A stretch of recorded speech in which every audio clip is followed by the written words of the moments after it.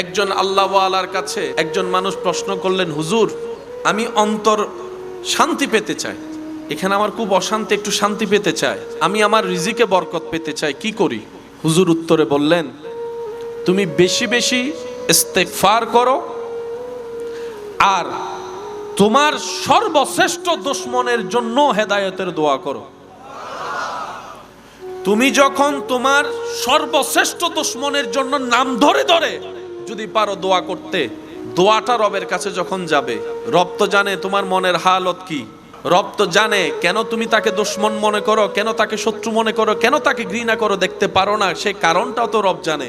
যখন রব দেখবে আমার বান্দা প্রতিশোধ না নিয়ে তার কল্যাণের দোয়া করছে, ক্ষমা করা রবের শান, ওই গুণ যখন আল্লাহ কোন বান্দার ভিতর দেখে যে বান্দাও ক্ষমা করে দিচ্ছে প্রতিশোধ না নিয়ে, আল্লাহ তখন ওই বান্দা যে ক্ষমা করতে চায় তার সারা জীবনের গুনাহ মাফ করে জাহান্নামী থেকে জান্নাতি বানাই দেয়।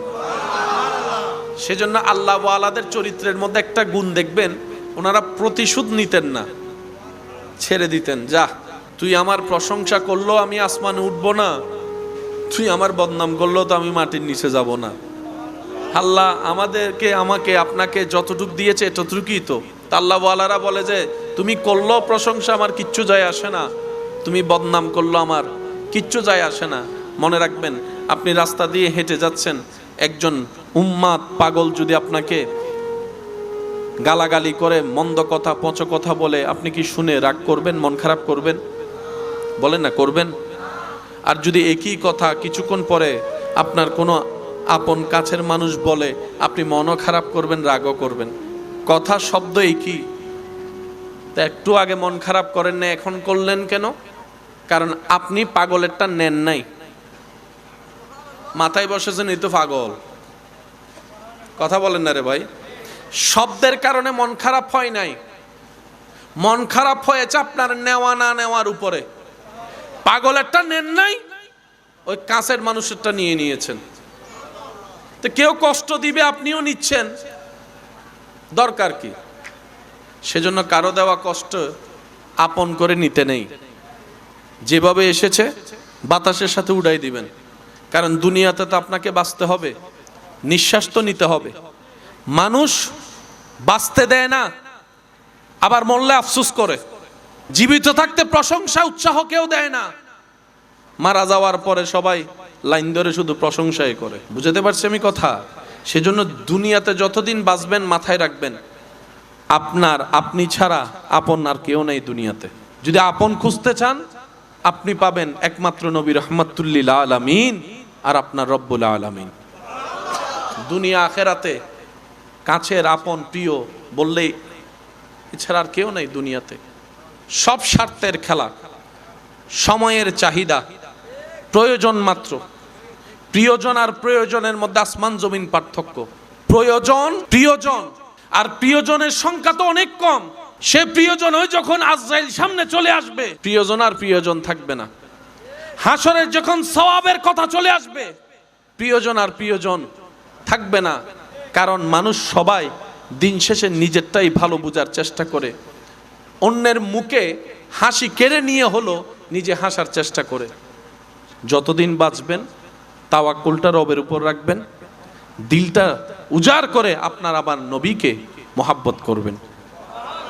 বেশি বেশি ইস্তেগফার করব, বেশি বেশি দরুদ পড়ব, সাধ্য মোতাবেক সৃষ্টির উপকার করব, নিজে সয়ে যাব, অন্যকে সুখে রাখার চেষ্টা করব। দেখবেন আল্লাহ তাআলা আপনার জীবনকে এমনভাবে সাজাই দিবে যেটা আপনি কল্পনা করেও পৌঁছাইতে পারবেন না। বলেন সুবহানাল্লাহ।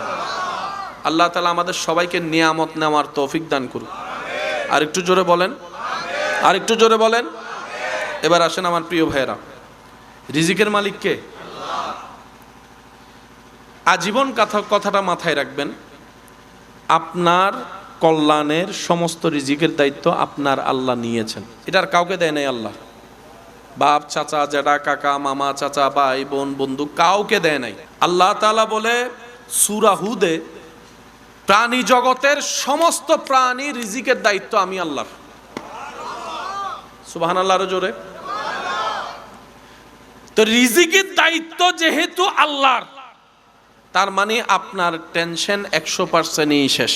যদি আমরা বুঝতে পারি কথাটা, সত্যিকার মন থেকে যদি সে বিশ্বাস নিয়ে কথাটা উপলব্ধি করতে পারি, আওয়াজ দিয়ে বলুন, আমাদের রিজিকের দায়িত্ব কার? আর একটু জোরে বলেন, কার? রব বলে যে দায়িত্ব আমার, টেনশন তোদের নাই। তো আল্লাহ আমাদের কাজ কি? রব বলে যে সততার সাথে পরিশ্রম করো, বিনয়ী মন নিয়ে দোয়া করো। কয়টা কাজ? একটু জোরে বলেন, কয়টা? সততার সাথে সর্বোচ্চ পরিশ্রম চেষ্টা করো, বিনয়ীর সাথে প্রেম নিয়ে আমি রবের উপর বিশ্বাস করে দোয়াটা করো। এই দুইটা জিনিস যে করতে পারবে, ফিদ দুনিয়া হাসনাতাও ওয়া ফিল আখিরাতি হাসনা, রব্বুল আলামিন দুনিয়া আখিরাতের নিয়ামতের বরকত তার জন্য বরাদ্দ করে দিবেন। অনেক সময় আপনারা আমরা শুনি এবং বলি, চেষ্টা না করলে কি আল্লাহ দিবে? বলেন না, আল্লাহ দিতে পারে, এটা আল্লাহর এখতিয়ার।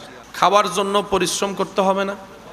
ঘরে তো অনেক অসুস্থ মানুষ আছে, হাঁটতে পারে না, কিন্তু টাইমে টাইমে তো খাবার পেয়ে যাচ্ছে। সুবহানাল্লাহ বলবেন। ঘরে অনেক মুরব্বিয়ারা অসুস্থ আছে না, হাঁটতে পারে না, বসতে পারে না, ওয়াশরুম করাইতে হয় নিয়ে ধরে গিয়ে। মাথায় রাখবেন, আল্লাহ চাইলে আপনাকে বসায় খাওয়াইতে পারে, কিন্তু আল্লাহ তাআলা চায় বান্দা পরিশ্রম করুক। একজন মানুষকে যদি আপনি বলেন যে তোর সারা জীবনে যা দরকার আমি দিব, ঘর বাড়ি টাড়ি, তোর একটা শর্ত, তুই কোনো কাজ করতে পারবি না, শুধু বসে বসে খাবি, দেখবেন সে মানুষটা 2 সপ্তাহ পর আর বসে বসে খাইতে পারবে না, বিরক্ত লেগে যাবে, বিরক্ত লেগে যাবে।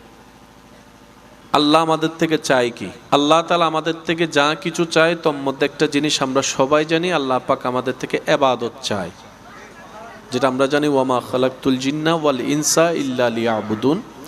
আল্লাহ তাআলা ইবাদত চায়। মনে রাখবেন, ইবাদত মানে শুধু নামাজ না। ইবাদত অর্থ হচ্ছে যে আল্লাহ তাআলার হুকুমে রাজি থাকা। আর একটু জোরে বলেন, আল্লাহ তাআলার মর্জিতে খুশি থাকা। আল্লাহ পাক দিলেও রাজি, না দিলেও রাজি।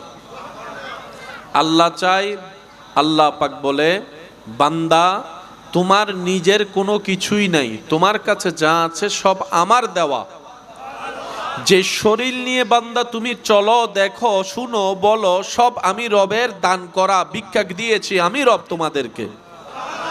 একক মালিকানায় অহংকার করার জন্য যা তোমাদের দরকার, সেই অহংকার করার কোনো কিছুই তোমাদের নেই নিজস্ব বলতে, আমি রব যদি না দিতাম। সুতরাং তোমরা বিনয়ী হও, ভদ্র হও, নম্র হও, মাথা নত করো, দিল নত করো, আমি রবের দরবারে ভালোবাসা নিয়ে মাথা নত করে শুকরিয়া করো শান্তি মন নিয়ে। সুবহান। যদি তা করতে পারো, লা আজিদান্নাকুম, আমি রব তোমাদেরকে স্বইচ্ছায় যা দিয়েছি, যদি এগুলা দিয়ে খুশি করতে পারো, আমি রব আরো বাড়িয়ে দিব। এবার একটু জিনিসটা বোঝার চেষ্টা করবেন। আমরা এই আয়াতটা 1000 বার পড়েছি, শুনেছি। আজকে উলামায়ে কেরামের দোয়া নিয়ে একটু আয়াতের গভীরে যাওয়ার চেষ্টা করব, কারণ আমরা যদি সিস্টেম জানি, পাওয়াটা আমাদের জন্য সহজ হবে। কথা বলেন, ঠিক কিনা? আর একটু জোরে বলেন। আমরা কি কম পেতে চাই না বেশি পেতে চাই? খারাপ চাই নাকি ভালো চাই? দিবেন কে? ওই আল্লাহর কিছু সিস্টেম আছে না নাই? ওই সিস্টেমগুলো জানার বুঝার দরকার। আল্লাহ তাআলা বলছেন, লা ইন শাকারতুম, যদি শুকরিয়া করো, লা আযীদান্নাকুম, আমি বাড়াই দিব। এখানে কোনো আপনার কমতি সন্দেহ, তুমি শুকরিয়া করো, আমি বাড়াই দিবই। একটু জোরে বলেন না সুবহানাল্লাহ। বাড়াই দিবার কথা ওয়াদা করলেন কে? আমরা কি কম চাই না বেশি চাই? এবার যাদের বেশি দরকার তারা মনোযোগ দিব। সুবহানাল্লাহ বলেন। বেশি পাওয়ার নিয়মেই হচ্ছে, পদ্ধতি হচ্ছে আপনাকে আমাকে শুকরিয়া করতে হবে। এখন শুকরিয়াটা কিভাবে করে? প্যাঁচ লাগে এই জায়গায়। আমি কি বুঝাতে পারছি কথাটা? কারণ দিবেন যিনি, তিনি বলতেছে শুকরিয়া করো, বাড়াই দিব। তো শুকরিয়া করতে জানলে না বাড়াই দিবে? শুকরিয়াটা কিভাবে করব? উলামায়ে কেরামের দোয়া, একটু মনোযোগ। শুকরিয়া করার যতগুলা পদ্ধতি, যেটা আমরা সবাই জানি সেটা হচ্ছে মুখে স্বীকার করে আলহামদুলিল্লাহ বলা। জানি তো সবাই ইনশাল্লাহ? শুকরিয়া করতে হবে আল্লাহর ইবাদতের মাধ্যমে, শুকরিয়া করতে হবে জবানের মাধ্যমে, শুকরিয়া আদায় করতে হবে মন খুশি রেখে। আর একটু জোরে বলি, মন খুশি রেখে। অর্থাৎ আল্লাহর দেওয়া কোনো কিছুতে দাড়ি কমা, নাক গলানো যাবে না, নাক খুসকানো যাবে না। যতটুকুই দেয় মন থেকে খুশি এনে মুখে সেটা প্রকাশ করে, ইবাদত দিয়ে সেটাকে প্রমাণ করে। আর একটু জোরে বলেন না, ইবাদত দিয়ে সেটা প্রমাণ করে, নম্রতা, ভদ্রতা, আদবের সহিত দুনিয়াতে যাপন করে আপনাকে আমাকে শুকরিয়ার প্রকাশ করতে হবে। ইন্নাল্লাহা ওয়া মালাইকাতাহু ইউসাল্লুনা আলান নবী ইয়া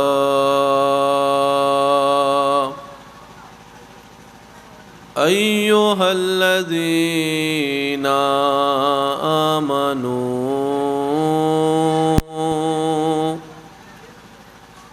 সাল্লু আলাইহি ওয়া সাল্লিমু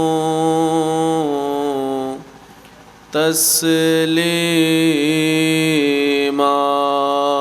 সাল্লাল্লাহু আলা সাইয়্যিদিনা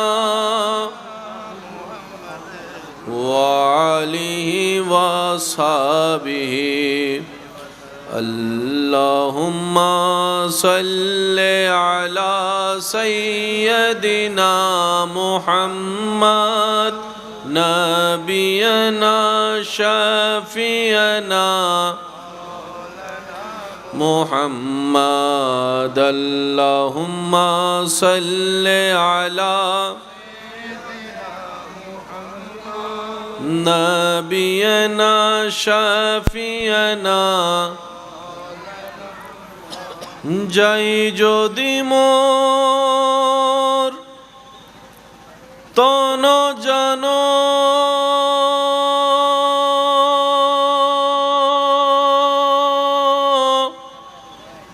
এতে নাই মোর প্রাণ নবীজিকে ভুলব না।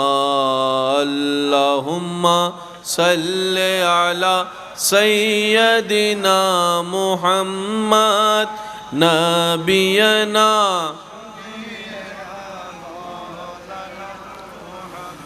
দরুদ পড়ো, দরুদ পড়ো, নবীর দরুদ ছাইড়ো না। দরুদ সালাম না পড়িলে ঈমান তাজা হইবে না। আল্লাহুম্মা সাল্লি আলা নাবিয়ানা শাফিয়ানা।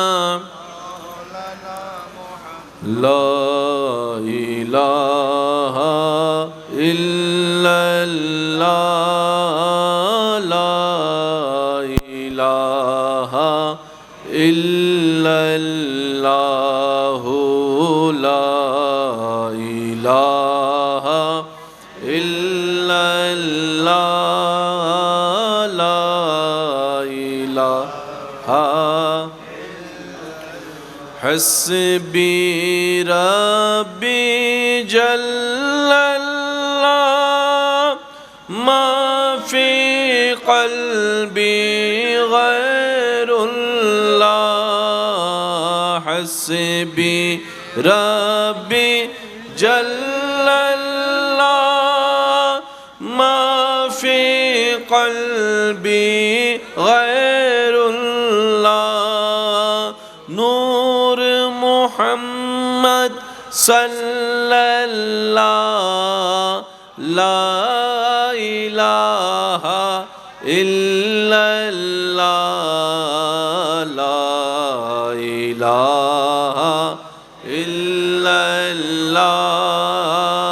লা ইলাহা লা মাওজুদা ইল্লাল্লাহ লা মাশহুদা ইল্লাল্লাহ লা মা'বুদা ইল্লাল্লাহ লা ইলাহা ইল্লাল্লাহ লা ইলাহা ইল্লাল্লাহ লা ইলাহা লা পড়িয়ে লা ইলাহা ইল্লাল্লাহ লা ইলাহা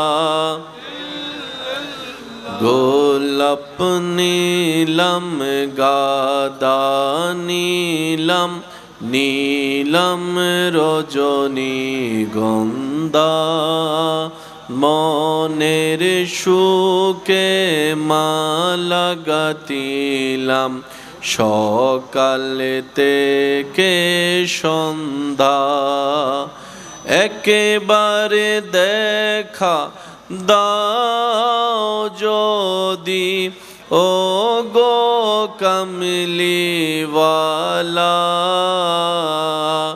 হাসি মুখে পড়াবো তোমায় হাজার ফুলের মালা বলি সবাই ইয়া রাসূলুল্লাহ ইয়া হাবিবাল্লাহ ইয়া রাসূলুল্লাহ ইয়া হাবিবাল্লাহ।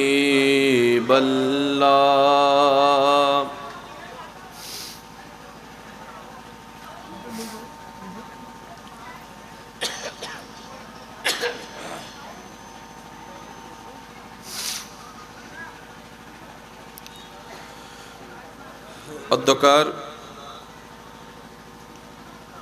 বেঙ্গুরা মুনাফ চৌধুরী ব্রিজ সংলগ্ন হাজী মরহুম সৈদুল হক পরিবার বর্গের ব্যবস্থাপনায় মুনাফ চৌধুরী জামে মসজিদের মান্যবর খতিবে মোকাররম রৌনকে আহলে সুন্নাত রৌনকে মিল্লাত হযরতুল আল্লাম জনাব মাওলানা মুহাম্মদ জসিমউদ্দিন হুসাইনি মাদ্দাজিল্লুহুল আলী হুজুরের সভাপতিত্বে আজকের এই সজ্জিত পবিত্র আজিমুশ-শান ঈদে মিলাদুন নবী সবাই একটু আওয়াজ করে বলি সাল্লাল্লাহু আলাইহি ওয়াসাল্লাম মাহফিলের মান্যবর প্রধান অতিথি আমার স্নেহধন্য ছোট ভাই তারুণ্যের অহংকার রৌনকে আহলে সুন্নাত হযরতুল আল্লাম জনাব মাওলানা সৈয়দ মখদুম শাহ মুজাদ্দিদি আল মাদানী সাহেব, আজকের মাহফিলের উপস্থিত উলামায়ে কেরাম, এলাকার সম্মানিত ব্যক্তিবর্গ, মুরব্বিয়ানে আযম, উপস্থিত হাজিরিন, উপস্থিত আশিকিন, আসসালামু আলাইকুম ওয়া রাহমাতুল্লাহি তাআলা ওয়া বারাকাতুহু। জবান খুলে রবের দরবারে শুকরিয়া আদায় করার জন্য একবার বলি আলহামদুলিল্লাহ। আল্লাহ তাআলা আমাদের সবার জীবনের কবিরা সগীরা গুনাহ মাফ করে দিন বলি আমিন। আমাদের মা বাবা, দাদা দাদি, নানা নানির গুনাহ মাফ করে দিন। আমাদের আত্মীয় স্বজন এবং এলাকাবাসী যারা কবরের আযাবে কষ্ট পাচ্ছে এখন, আল্লাহ দয়া করে যেন প্রত্যেকটা কবরবাসীকে আযাব থেকে মুক্তি দান করেন বলে আমিন। দীর্ঘ অনেক দিন পর এমন একটা সুন্দর পরিবেশ আমি পেয়েছি আজকে।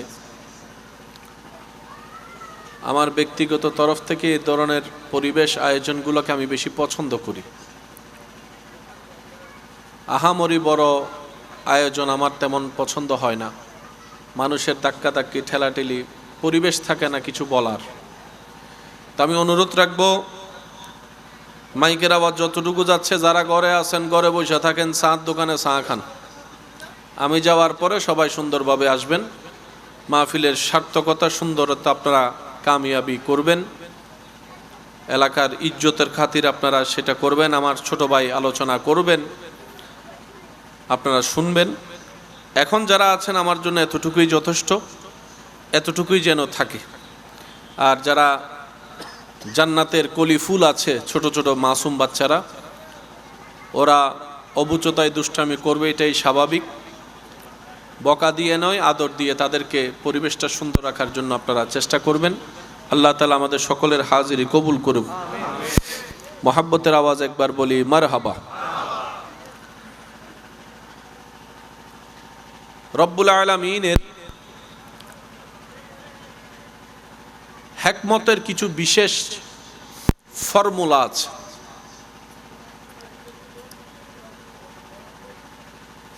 আল্লাহ চাইলে খুঁটি দিয়ে আসমান বসাতে পারতেন, যেটা স্বাভাবিক নিয়মে ধরা হয়। ছাদের জন্য পিলারের দরকার আছে, বলেন না? ছাদের জন্য পিলারের দরকার আছে। এই যে আব্বু,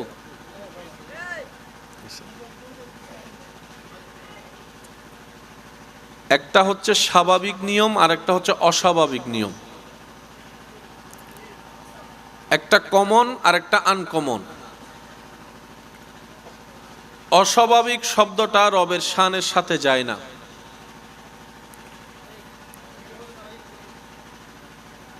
ছাদ হওয়ার জন্য খুঁটি দরকার, এটা হচ্ছে বাস্তবতা, এটা হচ্ছে নিয়ম।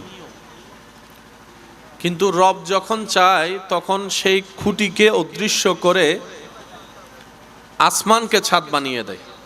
সুবহানাল্লাহ বলি।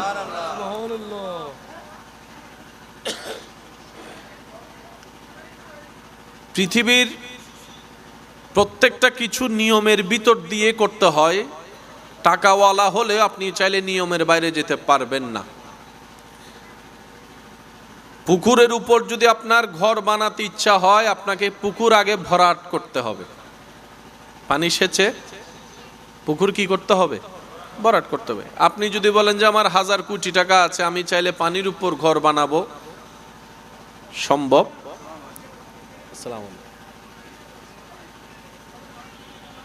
একটু আওয়াজ দিবেন। পানির উপর ঘর বানানো সম্ভব? আল্লাহ তাআলা সারা পৃথিবীকে রেখেছেন মাটির উপর, মাটিটাকে রেখেছেন আল্লাহ পানির উপর। একটু বুঝে বুঝে বলি সুবহানাল্লাহ। আর একটু জোরে বলেন সুবহানাল্লাহ। মাশাআল্লাহ, আর একটু জোরে। পানির উপর কোনো ঘর বানানো কারো পক্ষে সম্ভব, কিন্তু আল্লাহ পানির উপর পুরো পৃথিবী বানায় ফেলছে। এই যে আপনারা আমরা বসে আছি মাটিতে, এই মাটিগুলো হচ্ছে কিসের উপর? পানির উপর। সেজন্য নলকূপ দিয়ে যখন পানি তুলি, পানি ময়লা পাওয়া যায় না, পরিষ্কার পাওয়া যায়। তার মানে সেই লেয়ারে আর কোনো বালি, ময়লা, মাটি কিচ্ছু, পরিষ্কার পানি এসে এটাই প্রমাণ করে, যেখানে শুধু পানি আর পানি, পানি আর পানি, পানি আর পানি। সুবহানাল্লাহ। কেন করেন আল্লাহ এমন? আল্লাহ বান্দাকে প্র্যাকটিক্যাল দেখাতে চায়, আমি একজন রব আছি যার এত ক্ষমতা। সুবহানাল্লাহ, জোরে বলি। আল্লাহ দেখাতে চায় প্র্যাকটিক্যাল প্রমাণ দিয়ে, বান্দা তোর আল্লাহ চাইলে যদি মাটিকে পানির উপর রাখতে পারে, সেটা যদি তোরা সচক্ষে দেখিস। তোর আল্লাহ চেয়েছে বলে এত বিশাল ভারী আসমানকে পিলার ছাড়া রেখেছে, তোরা দেখেছিস, মানেছ? তাহলে আমি আল্লাহর উপর তোরা ভরসা রাখ, ঈমান রাখ। তোদের জীবনের জন্য আমি আল্লাহ একাই যথেষ্ট। একটু জোরে বলি সুবহানাল্লাহ। আম গাছ যেখানে রোপণ হয়, আমের বয়াটিটা রোপণ করলে সেখান থেকে গাছ হয়। সেখান থেকে কি হয়? গাছ হয়। সেই গাছে আম ধরার পরে যখন কেউ আমটা খায়, সে বুটিটা আবার বের হয়। রোপণ করছিল যে বুটিটা, খাওয়ার পরও বের হয় একই বুটি। এবার আওয়াজ দিয়ে বলেন, রোপণ করছে কয়টা বুটি? একটু জোরে বলেন। কিন্তু সেই গাছে যদি আম 100টা ধরে, বুটিও 100টা। একটা বুটি থেকে 100টা বুটি, তাও আবার হাড্ডি নয়, আমের গোস্ত সহ। সুবহানাল্লাহ। কেউ কাঁচা খায়, কেউ রস করে খায়, কেউ জুস করে খায়। আপনি আপনার জীবনের চতুর্পাশে দেখেন, চতুর্দিকে দেখবেন আপনার রবের নিদর্শন, আপনার রবের কুদরত। সুবহানাল্লাহ জোরে বলি। এবার আমি আমার মতো করে বলতে চাই, আপনারা শুধু শুনে শুনে সুবহানাল্লাহ বলার চেষ্টা করবেন। পারবেন ইনশাল্লাহ? আর একটু জোরে বলেন না। আমার আওয়াজ কি ক্লিয়ার শোনা যাচ্ছে ইনশাল্লাহ? সূর্যের উঠা রবের নিদর্শন, রবের কুদরত। চন্দ্রের আলো রবের নিদর্শন, রবের কুদরত। সে চন্দ্রর প্রথম তারিখ এক আকার, দ্বিতীয়, তৃতীয়, চতুর্থ তারিখে আকার ভিন্নতা। 13-14 গেলে বড় পূর্ণিমা। মাসের মধ্যে অল্প দিন দেখা যায়, অনেক দিন অদৃশ্য থাকে। গাছের পাতায় পাতায় রবের নিদর্শন, জমিনের বালু কণায় কণায় রবের কুদরতের নিদর্শন। আপনি যখন আপনার চতুর্পাশে তাকাবেন, আপনাকে আর রব খুঁজতে হবে না, আলাদাভাবে রবের প্রমাণ খুঁজতে হবে না। সৃষ্টির প্রত্যেকটা বালির কণায় কণায় রব্বুল আলামিনের কুদরতের নিদর্শন।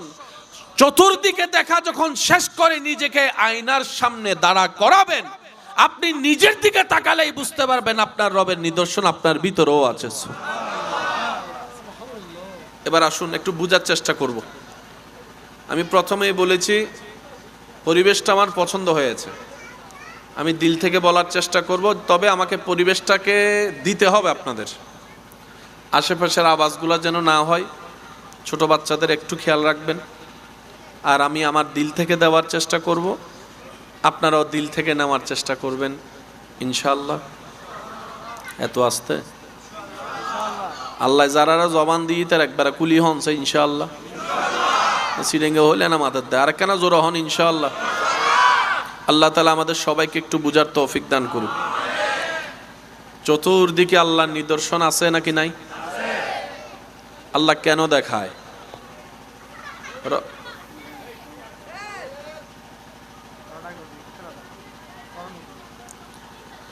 আল্লাহুম্মা সাল্লি আলা সাইয়্যিদিনা মাওলানা মুহাম্মদ ওয়া আলা আলিহি। একবার দরুদ শরীফ পড়েন। আল্লাহুম্মা সাল্লি আলা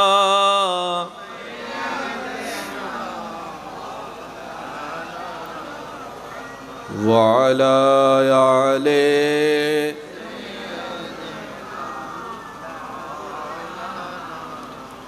আল্লাহ তুমি দয়া করো, নসিব করো মদিনা, সেই মদিনা না দেখায়া কবরেতে নিও না।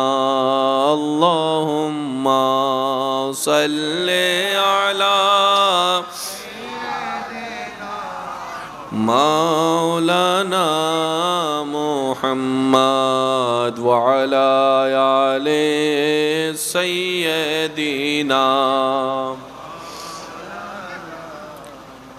মোহাব্বতের আওয়াজে একবার বলি আলহামদুলিল্লাহ। একটু মনোযোগ লাগবে প্লিজ।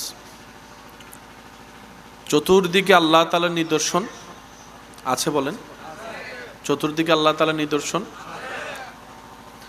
একটা মানুষের জীবনে চলার জন্য, দেখার জন্য চোখের দরকার। তো দেখতে গেলে চোখ লাগে, দেখতে গেলে মনে রাখবেন চোখ দিয়ে মানুষ দেখে না। সুবহানাল্লাহ বলেন। শোনার জন্য কি দরকার? কান থাকলেই সবাই শুনে না। মানুষ দেখে যে চোখ দিয়ে, কিন্তু সেই চোখে যখন রবের এজাজত হয়, একটু জোরে বলি, যে বয়রা তারও কিন্তু কান আছে, বয়রারও কি আছে, কিন্তু শুনে, কারণ সেই শোনার প্রতি রবের এজাজত নাই। সুবহানাল্লাহ বলতে থাকি। চোখের উপর যখন রবের রহমতের এজাজত হয়, তখন সেই চোখটা পুতুলির মাধ্যমে, মনির মাধ্যমে দেখাটা শুরু করে। সেই ক্যামেরা যেরকম আপনার মোবাইলের ক্যামেরা যেরকম ছবি ক্যাপচার করে মোবাইলের মেমোরি কার্ডের মধ্যে জমা করে, প্রত্যেকটা মানুষ দেখে কিভাবে, সরাসরি কেউ দেখে না, ওই মনির মাধ্যমে সেই ক্যাপচারটাকে ধারণ করে ভিডিওর মাধ্যমে ব্রেইনের মধ্যে সিগন্যাল যখন যায়, সেখানে সেভ থাকা শব্দই আপনাকে জিনিসকে শনাক্ত করতে সহজ করে। সুবহান। এটা পানির কি একটু বলেন, জোরে করে বলেন। এটা আপনার চোখে হচ্ছে পানির মিনারেল ওয়াটারের বোতল। আপনাকে যদি ছোটবেলার থেকে যদি শেখানো হয়তো এটা বোতল না মোবাইল, আপনি আজকে উত্তর দিতেন মোবাইল। একটু জোরে বলেন। মেমোরি কার্ডের মধ্যে যেটাকে যেই নামে সেভ করা হয়, সুবহানাল্লাহ বলেন না হয়, ফুল ভলিউমে বলেন সুবহানাল্লাহ। আল্লাহ তাআলার শান, এই যে চোখে দেখা, মানুষ যদি নিজেকে নিয়ে গবেষণা করে, পৃথিবীতে নাস্তিক বলতে কোনো শব্দ আর থাকবে না। আল্লাহ আমাদের থেকে চায় কি? জানার দরকার, বলেন না জানার দরকার। আল্লাহ তাআলা আমাদের থেকে যা কিছু চায় তোর মধ্যে একটা জিনিস আমরা সবাই জানি, আল্লাহ পাক আমাদের থেকে ইবাদত চায়, যেটা আমরা জানি ওয়ামা খালাকতুল জিন্না ওয়াল ইনসা ইল্লা লিয়াবুদুন। আল্লাহ তাআলা ইবাদত চায়। মনে রাখবেন, ইবাদত মানে শুধু নামাজ না। ইবাদত অর্থ হচ্ছে যে আল্লাহ তাআলার হুকুমে রাজি থাকা। আর একটু জোরে বলেন। আল্লাহ তাআলার মর্জিতে খুশি থাকা। আল্লাহ পাক দিলেও রাজি, না দিলেও রাজি। আল্লাহ চাই, আল্লাহ পাক বলে বান্দা তোমার নিজের কোনো কিছুই নাই, তোমার কাছে যা আছে সব আমার দেওয়া। যে শরীর নিয়ে বান্দা তুমি চলো, দেখো, শুনো, বলো, সব আমি রবের দান করা, ভিক্ষা দিয়েছি আমি রব তোমাদেরকে। একক মালিকানায় অহংকার করার জন্য যা তোমাদের দরকার, সেই অহংকার করার কোনো কিছুই তোমাদের নেই নিজস্ব বলতে, আমি রব যদি না দিতাম। সুতরাং তোমরা বিনয়ী হও, ভদ্র হও, নম্র হও, মাথা নত করো, দিল নত করো, আমি রবের দরবারে ভালোবাসা নিয়ে মাথা নত করে শুকরিয়া করো শান্তি মন নিয়ে। সুবহান। যদি তা করতে পারো লা আজিদান্নাকুম, আমি রব তোমাদেরকে স্বইচ্ছায় যা দিয়েছি, যদি এগুলা দিয়ে খুশি করতে পারো, আমি রব আরো বাড়িয়ে দিব। এবার একটু জিনিসটা বোঝার চেষ্টা করবেন। আমরা এই আয়াতটা হাজারবার পড়েছি, শুনেছি। আজকে ওলামায়ে কেরামের দোয়া নিয়ে একটু আয়াতের গভীরে যাওয়ার চেষ্টা করব। কারণ আমরা যদি সিস্টেম জানি, পাওয়াটা আমাদের জন্য সহজ হবে। কথা বলেন ঠিক কিনা? আর একটু জোরে বলেন। আমরা কি কম পেতে চাই না বেশি পেতে চাই? খারাপ চাই নাকি ভালো চাই? দিবেন কে? ওই আল্লাহর কিছু সিস্টেম আছে না নাই? ওই সিস্টেমগুলো জানার বুঝার দরকার। আল্লাহ তাআলা বলছেন লা ইন শাকারতুম, যদি শুকরিয়া করো, লা আযীদান্নাকুম, আমি বাড়াই দিব। এখানে কোনো সন্দেহ? তুমি শুকরিয়া করো, আমি বাড়াই দিবই। একটু জোরে বলেন না সুবহানাল্লাহ। বাড়াই দিবার কথা ওয়াদা করলেন কে? একজন আল্লাহওয়ালার কাছে একজন মানুষ প্রশ্ন করলেন, হুজুর আমি অন্তর শান্তি পেতে চাই, এখানে আমার খুব অশান্তি, একটু শান্তি পেতে চাই, আমি আমার রিজিকে বরকত পেতে চাই, কি করি? হুজুর উত্তরে বললেন, তুমি বেশি বেশি ইস্তেগফার করো, আর তোমার সর্বশ্রেষ্ঠ দুশমনের জন্য হেদায়েতের দোয়া করো। তুমি যখন তোমার সর্বশ্রেষ্ঠ দুশমনের জন্য নাম ধরে ধরে যদি পারো দোয়া করতে, দোয়াটা রবের কাছে যখন যাবে, রব তো জানে তোমার মনের হালত কি, রব তো জানে কেন তুমি তাকে দুশমন মনে করো, কেন তাকে শত্রু মনে করো, কেন তাকে ঘৃণা করো, দেখতে পারো না, সেই কারণটাও তো রব জানে। যখন রব দেখবে আমার বান্দা প্রতিশোধ না নিয়ে তার কল্যাণের দোয়া করছে। ক্ষমা করা রবের শান। ওই গুণ যখন আল্লাহ কোন বান্দার ভিতর দেখে যে বান্দাও ক্ষমা করে দিচ্ছে প্রতিশোধ না নিয়ে, আল্লাহ তখন ওই বান্দা যে ক্ষমা করতে চায় তার সারা জীবনের গুনাহ মাফ করে জাহান্নামী থেকে জান্নাতি বানাই দেয়। সেজন্য আল্লাহ ওয়ালাদের চরিত্রের মধ্যে একটা গুণ দেখবেন, ওনারা প্রতিশোধ নিতেন না, ছেড়ে দিতেন। যা, তুই আমার প্রশংসা করলো আমি আসমানে উঠবো না, তুই আমার বদনাম করলো তো আমি মাটির নিচে যাব না। আল্লাহ আমাকে আপনাকে যতটুক দিয়েছে ততটুকুই তো।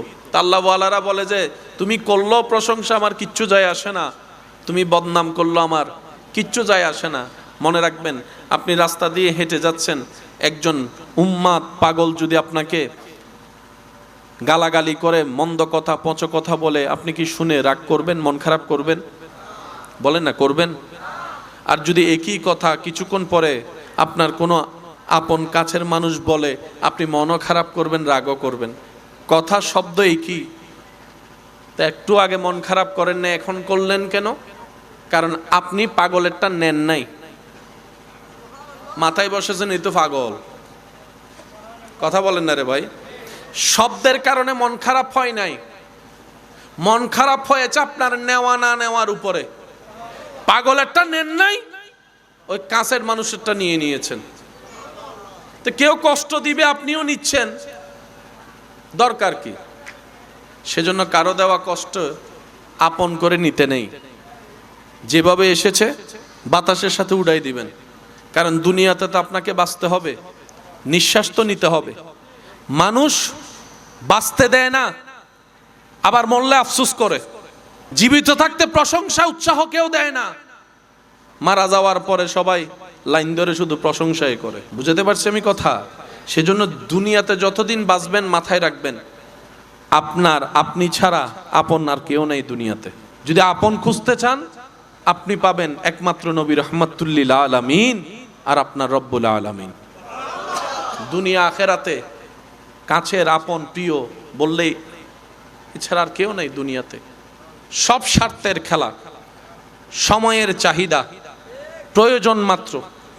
প্রিয়জন আর প্রয়োজনের মধ্যে আসমান জমিন পার্থক্য।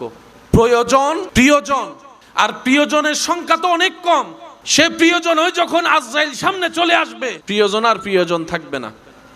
হাসরের যখন সওয়াবের কথা চলে আসবে, প্রিয়জন আর প্রিয়জন থাকবে না। কারণ মানুষ সবাই দিন শেষে নিজেরটাই ভালো বোঝার চেষ্টা করে, অন্যের মুখে হাসি কেড়ে নিয়ে হলো নিজে হাসার চেষ্টা করে। যতদিন বাঁচবেন তাওয়াক্কুলটা রবের উপর রাখবেন, দিলটা উজাড় করে আপনার আবার নবীকে মোহাব্বত করবেন।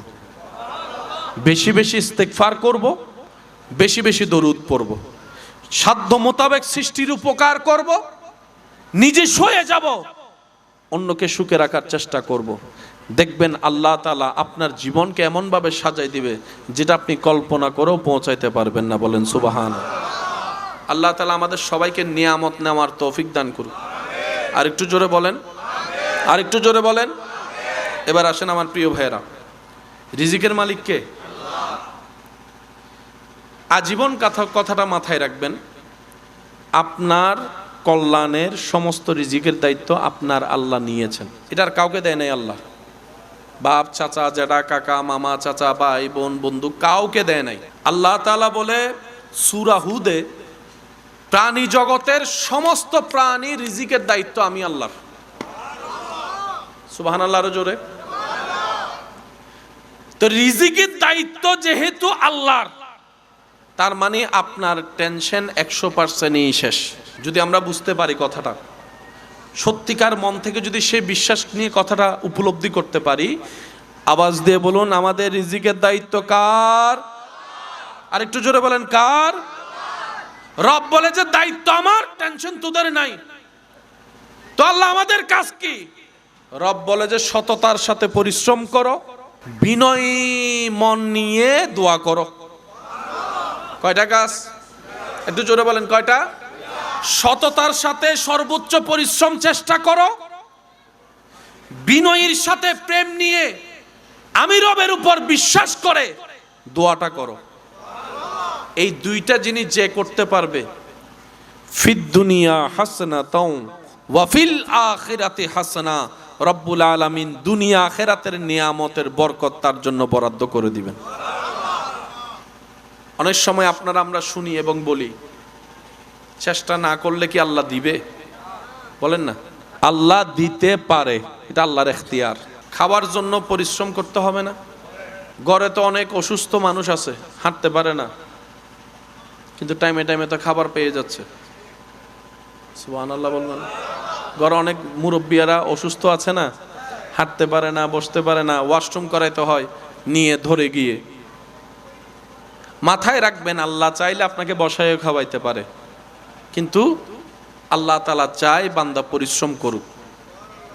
একজন মানুষকে যদি আপনি বলেন যে তোর সারা জীবনে যা দরকার আমি দিব, ঘর বাড়ি টাড়ি, তোর একটা শর্ত, তুই কোনো কাজ করতে পারবি না, শুধু বসে বসে খাবি, দেখবেন সে মানুষটা 2 সপ্তাহ পর আর বসে বসে খাইতে পারবে না, বিরক্ত লেগে যাবে, বিরক্ত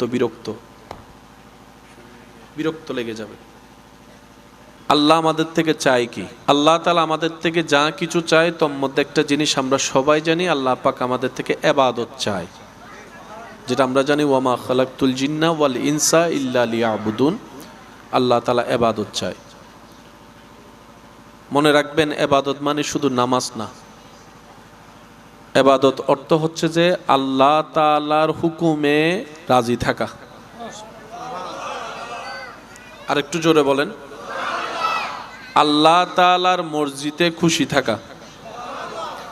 আল্লাহ পাক দিলেও রাজি, না দিলেও রাজি। আল্লাহ চাই, আল্লাহ পাক বলে বান্দা তোমার নিজের কোনো কিছুই নাই, তোমার কাছে যা আছে সব আমার দেওয়া। যে শরীর নিয়ে বান্দা তুমি চলো, দেখো, শুনো, বলো, সব আমি রবের দান করা, ভিক্ষা দিয়েছি আমি রব তোমাদেরকে। একক মালিকানায় অহংকার করার জন্য যা তোমাদের দরকার, সেই অহংকার করার কোনো কিছুই তোমাদের নেই নিজস্ব বলতে, আমি রব যদি না দিতাম। সুতরাং তোমরা বিনয়ী হও, ভদ্র হও, নম্র হও, মাথা নত করো, দিল নত করো, আমি রবের দরবারে ভালোবাসা নিয়ে মাথা নত করে শুকরিয়া করো শান্তি মন নিয়ে। সুবহান। যদি তা করতে পারো, লা আজিদান্নাকুম, আমি রব তোমাদেরকে স্বইচ্ছায় যা দিয়েছি, যদি এগুলা দিয়ে খুশি করতে পারো, আমি রব আরো বাড়িয়ে দিব। এবার একটু জিনিসটা বোঝার চেষ্টা করবেন। আমরা এই আয়াতটা 1000 বার পড়েছি, শুনেছি। আজকে উলামায়ে কেরামের দোয়া নিয়ে একটু আয়াতের গভীরে যাওয়ার চেষ্টা করব, কারণ আমরা যদি সিস্টেম জানি, পাওয়াটা আমাদের জন্য সহজ হবে। কথা বলেন ঠিক কিনা? আর একটু জোরে বলেন। আমরা কি কম পেতে চাই না বেশি পেতে চাই? খারাপ চাই নাকি ভালো চাই? দিবেন কে? ওই আল্লাহর কিছু সিস্টেম আছে না নাই? ওই সিস্টেমগুলো জানার বুঝার দরকার। আল্লাহ তাআলা বলছেন লা ইন শাকারতুম, যদি শুকরিয়া করো, লা আজিদান্নাকুম, আমি বাড়াই দিব। এখানে কোনো আপনার কমতি সন্দেহ, তুমি শুকরিয়া করো আমি বাড়াই দিবই। একটু জোরে বলেন না সুবহানাল্লাহ।